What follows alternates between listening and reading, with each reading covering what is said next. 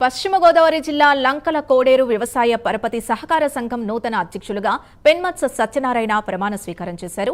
3-మ్యాన్ త్రిసభ్య కమిటీలో మెంబర్లుగా వీరభద్రరావు, నాగవెంకట సత్యనారాయణ మూర్తిచే సభా అధ్యక్షులు పాముల రజనీకుమార్ ప్రమాణం చేయించారు. ఈ సందర్భంగా సత్యనారాయణ రాజును నర్సాపురం ఆర్డీఓ దాసిరాజు, పాలకొల్లు తహసీల్దార్ దుర్గాకిషోర్ సత్కరించారు.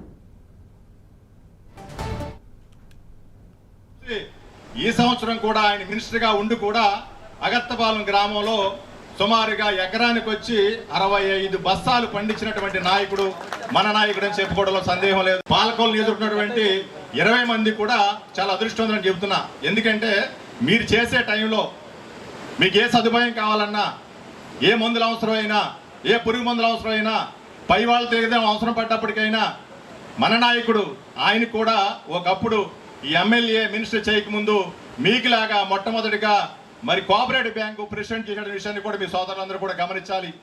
సుమారుగా 12 ఎక్కడ కూడా రోడ్లు వేసిన పాపం లేదు, ఎక్కడ కూడా తవ్విన పాపం లేదు.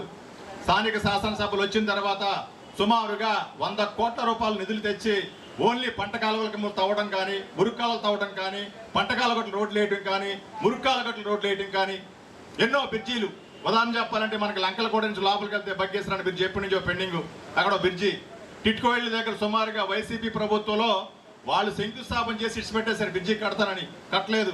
సుమారుగా కాలువ కట్టిన తర్వాత శంకుస్థాపన చేసి కాలువ వచ్చేసరికి అంటే 33 రోజులకి మరి 1,50,00,000 అన్న మాట ప్రకారం బ్రిడ్జి కట్టినటువంటి నాయకుడు మన నాయకుడు అని చెప్పుకోవడంలో సందేహం లేదు.